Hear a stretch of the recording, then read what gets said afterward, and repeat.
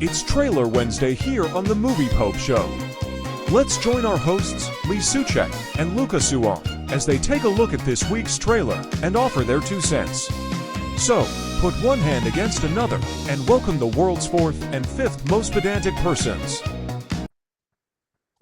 Hello, welcome back to the Movie Pope podcast. And on Trailer Wednesday, we're going to take a look at the teaser trailer for Vought Rising, as well as give our thoughts on the final episode of The Boys. Now, Lee, I know this is one of the few shows on Amazon that you actually have had some pretty rave reviews for in the past. Did you I mean, it's kind of pointless to ask, but what are your thoughts on the final episode? Yeah, it didn't stick the landing, and I feel like that's not going to be much of a. I don't think many people are going to disagree with that. I would say. Now, are we talking like to what scale? We're talking like Game of Thrones not sticking the landing, or no? what? That to me was worse. Game of Thrones is worse to me. But this one was not, I would say, super far off from that, right? I mean, I just feel like a lot of the final season, right? They start to kind of put all this stuff in motion, and then when you don't really have a payoff for it, it just doesn't make a lot of sense, right? And I think that's the part that bothered me the most, because you have, all these characters kind of coming together, and you're like waiting to see, like, okay, like, what's going to eventually happen with all this, right? Because you have the different compound V that there's a ton of focus on to, make Homelander stronger or make him immortal in essence.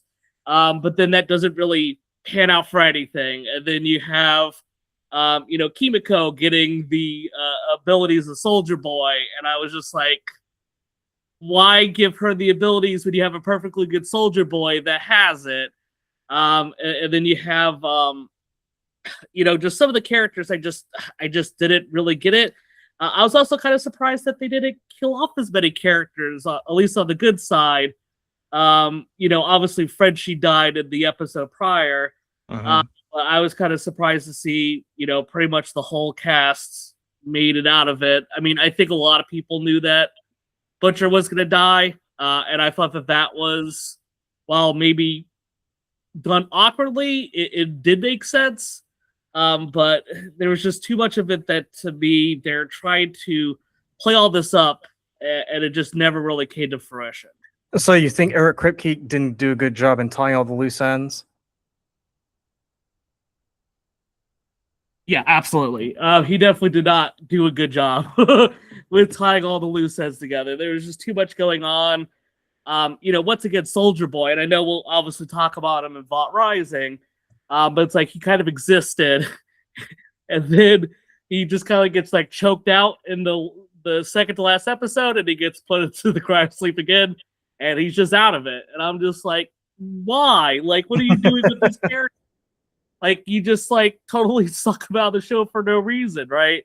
Because they spent all the time building him up in the last season, and then for him to get basically turned into a popsicle over and over again, you kind of have to ask yourself, it's a little bit like the Flair bit in Jurassic Park. Like, does this happen every time we see Soldier Boy? It's just like, I don't know what else you could do with them. And then honestly, the whole thing with Sister Sage was just bizarre to me, because it's like, I'm the smartest character in the show, and then it's just like, oh, Soldier Boy, he wants to give Homelander the serum because something Stormfront, and I was just like, whoa, what's happening? I was confused about that because initially, early in the season, like he's definitely on board with working with Homelander just because they're father and son, right? Obviously you would think, oh, he does in his own way want to spend more time with his kid, right? And even some of the things that he does, I mean, obviously he doesn't agree with Homelander, but he still cares about him.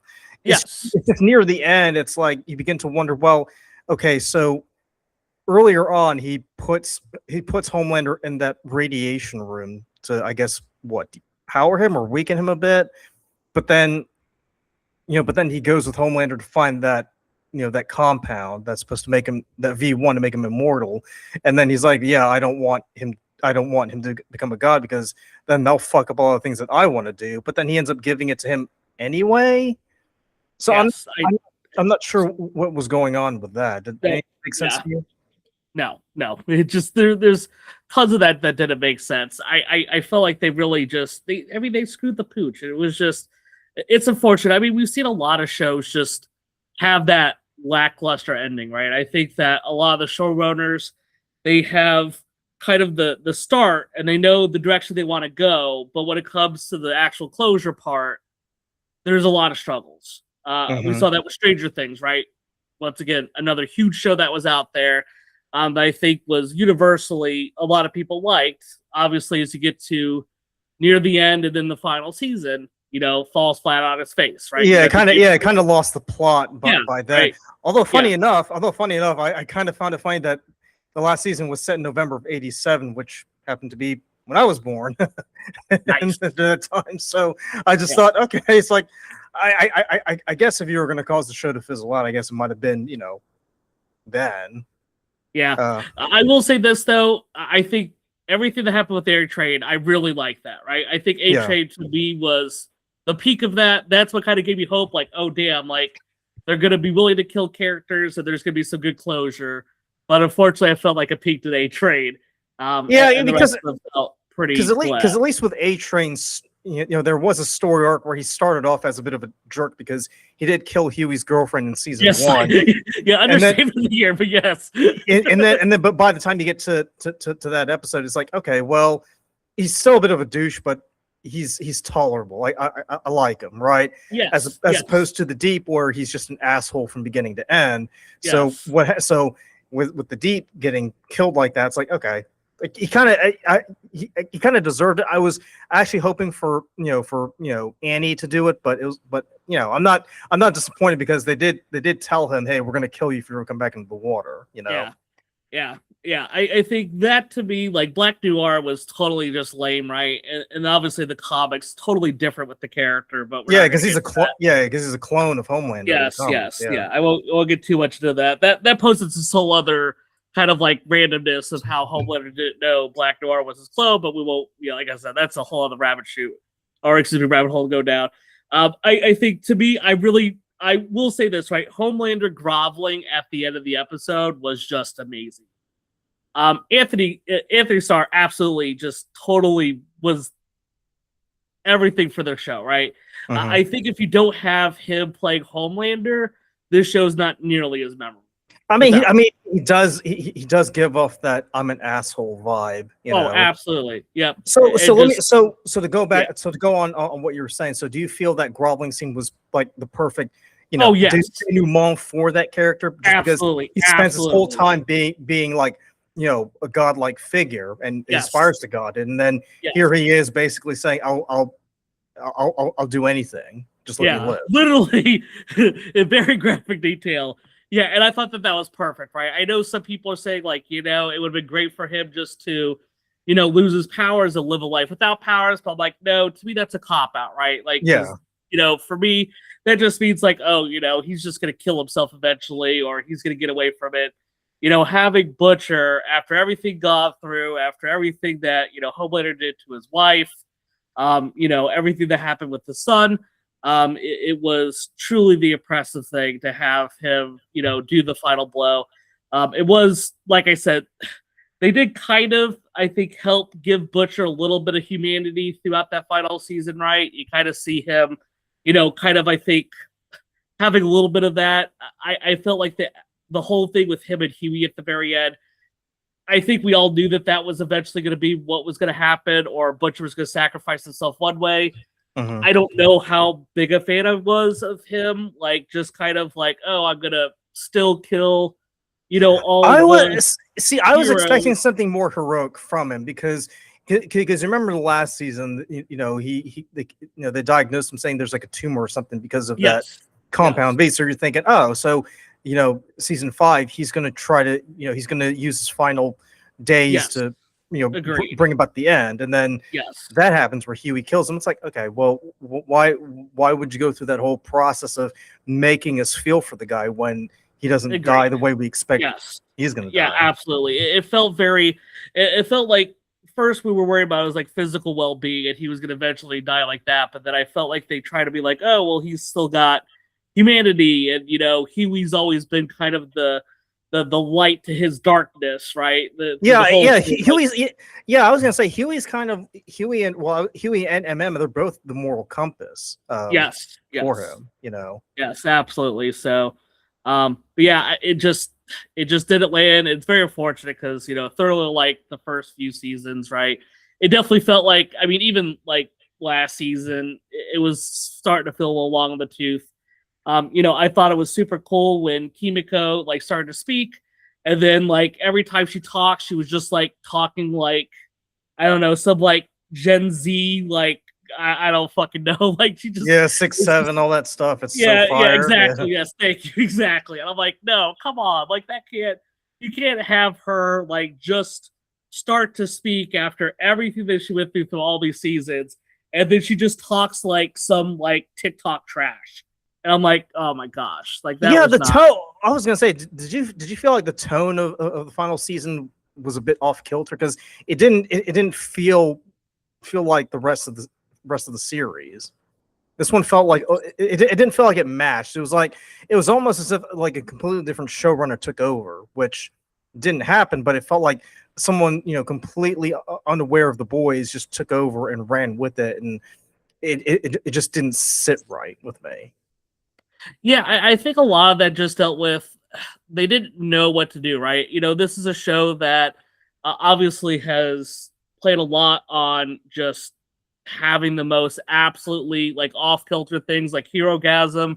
So like you're used to seeing like some really raunchy, crazy stuff. And I felt like they try to like really mesh like the humor, the raunchiness, and then have these key, kind of character deaths. And I feel like totally it just became a mess. So I would absolutely agree with you on that. I think that they tried to, I think, capture too much, and it just, like I said, unfortunately kind of fizzled out. Where, I was surprised only Frenchie died, right? I thought for sure Mother's Milk would probably die. I thought that, they're really playing him up as being like, this, guy that was always, super nice, was always uplifting, and I thought he was gonna eventually get killed. It doesn't go through. I don't know. It was an unfortunate ending to a show that started off very great, and it just. I'll say the only really, really good scene that I liked was when they were in the was when we got to see that Supernatural cast reunion, right? With Jared Padalecki as Mr. Marathon, and Soldier Boy's tricking all of his celebrity friends into coming out of hiding to get run over. I thought, don't forget Misha Collins too, right? For Castiel. Yeah, that's right, Misha Collins. So I do agree. That one was a fun episode, even though it did have a lot going on. But once again, right? That's kind of like those weird things, right? Because Misha Collins, right? He uses whatever, like his stank breath, and it knocks out Homelander. And I'm just like, well, holy shit, like that's all we've had to do to knock out Homelander? Like, and I know it's supposed to be kind of played as a joke, right? Because it is just kind of like that, but it was crazy. And then, you see Jared Padalecki constantly just, using a super speed and just eviscerating people, just like turning them into goop. And it's like, it was fun, but in that same token, right, it just reminds me that all of that was to get this, this Compound 1 or whatever, and I already forgot the name, right? Shows how memorable it was. I think it was like V1 or something, yeah. Oh, V1, thank you. Yes, thank you. So, all that was to get the Compound V1, which ends up being pretty much useless or pointless, right? It didn't have any impact because Kimiko just used her powers to do it, right? And then that was that. So, I mean, way more interesting if, Kimiko has the powers and she's not strong enough, but then Soldier Boy shows up and has to help out, right? Something to kind of help provide some type of closure for all these characters instead of just carelessly knocking them out, right? I feel like there's a ton of different directions that they could have and should have gone with the final season and did it.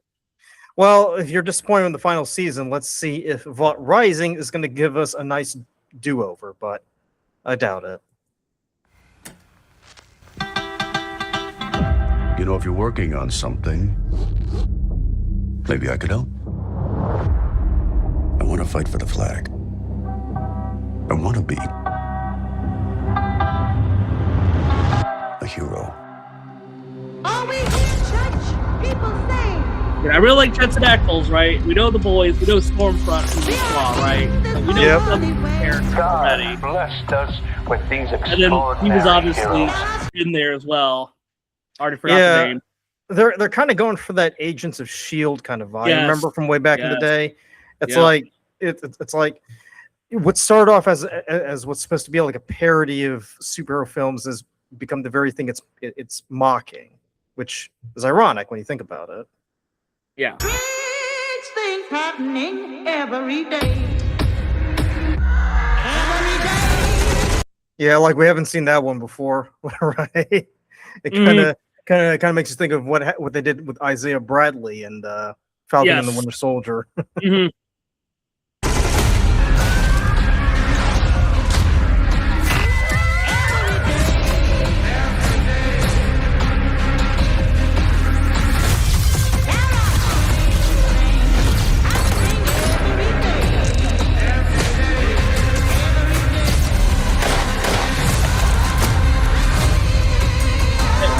I just think of Watchmen, right? That's all I think about is the Watchmen. Mm-hmm.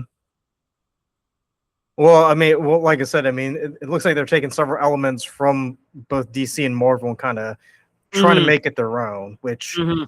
if they were making fun of it, I can totally get behind it. But in this case, it's like they can't really think of anything original. They're just gonna take what's been done like for the past 20 years, and I guess put their own spin on it. But that's not really doing anything unique with the material, you know.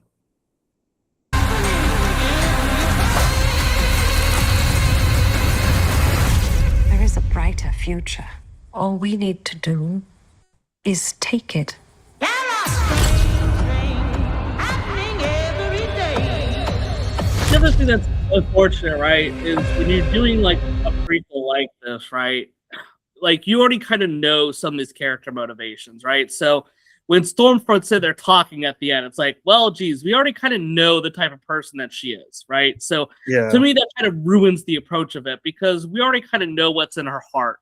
So it's not going to be a surprise that, like, oh, she's totally batshit crazy. She's, Wasn't she a like- Nazi, all this Yeah, I other was gonna say stuff. she was a Nazi or something, right? Yeah, right. Yeah, exactly. So it's just like, okay, so you introduce all that type of stuff already. So in something like this, it's like, okay, yeah, well, we'll see some different heroes. Some of them, we saw very briefly. Some of them, like Soldier Boy, we know a little bit better. But we already kind of know how everything wraps up ultimately, right? So there's an opportunity to do something interesting with them, but it's just they all have to eventually get to where they're going to show up in the show, right? So they all could start off anywhere, but they're all going to finish at this spot that we know because, well, we know how ultimately everything happens, right? We Yeah, know what because happens. they already spoiled the ending for us. Yeah. Yeah, like we already know what's going to happen, right? So, I think that's my struggle whenever I see something like this. It's, another one of those, hey, we're going to totally sit here and we're going to cash in on something that's super popular by making a prequel or making like Gen V, right? Make a, kind of a It's like House of the side Dragon, project. for Yeah. Exactly, right? We're trying to make like a side project with something, but then it just doesn't really do anything. And Well, I mean, in this case, it's not supposed to because everyone is focusing on Jensen Ackles as Soldier Boy, so everything else is kind of irrelevant when you think about it. yeah, Not to mention too. I mean, to what you said earlier, I kind of have to wonder. So, at what point does that story end? Because we saw in the trailer it's going to start in the 50s, right? So, is it going to end in the 80s? Because if you remember, last season what we saw with Black Noir's flashback with the Chuck E. Cheese characters reenacting what happened when Soldier Boy got knocked out with nerve gas and then sold to the Russians. Is that where it's going to end? Yeah. I mean, at some stage to get there, whether it happens this season, I don't know how many seasons they're planning to do with it, but you're right. Like, it's Amazon. They're gonna. I mean, they've already got 4 seasons planned out. That's probably true. So it's like listen. By next year, they're gonna say, well, it's been renewed for 3 seasons, and we haven't even gotten to the 5th episode yet. Yeah. I just, some shows you can't get away with doing something because you just all have unique characters, right? Like that's something that you can't do. It can be something that's in universe, right? But then you have to look like a totally different set of people for it to make sense. But then you can't do like what they're doing, right? Like I'm thinking of like what was the what was it, Dunk and Egg, right? From the Night of the Seven Kingdoms. Yeah. Thank you, right? So that's something where it's like, okay, yeah, have we seen Game of Thrones, of course, right? And well, yes, there is some connection with an overall thing. It's a totally different set of characters and a totally different type of mindset that's kind of played off in a very different way, right? And that can still be enjoyable. But to be fair, though, the Adventures of Dunk and Egg are based on source material, whereas here, I mean, I loathe to say the word original, but it's new. It's not being based on anything that Mark Millar or anyone else has done before. Yeah. No, of course, and I totally agree with that. But at least then, for my stake or the way that I look at it is, that's based upon source material that has no connection with anything else, right? So there might be Easter eggs, but it's a functional story, right? Whereas in this, we have characters that we've already seen before that we already know something's going to happen to them, and to me, that ruins the kind of general feel for it because we all know where they have to eventually live, and that's the part that bothers me, original or not. We know that these characters are going to eventually, Homelander's going to get, not Homelander, Soldier Boy's going to eventually get captured, right? We're obviously going to see, Stormfront, dig closer into, all the Nazi stuff. So, like, I feel like for some of this, it's like, hey, we already know how these characters are going to look eventually. How long it takes for this to get there, it remains to be seen. Yeah, you kind of wonder when Stan Edgar's going to enter the picture too, because he at least in the early seasons, he factors a huge role in Vought. So you kind of have to wonder at what point does he, step onto the stage and he begins doing, his Lex Luthor bit to kind of manipulate people into doing what he wants. But let us know down in the comments below what your thoughts are. Did you enjoy or were you disappointed by the series finale of The Boys? And do you think Vought Rising is one Vought too many? Let us know down in the comments below. And as always, thanks for tuning in, and we'll catch you on the next Trailer Wednesday episode.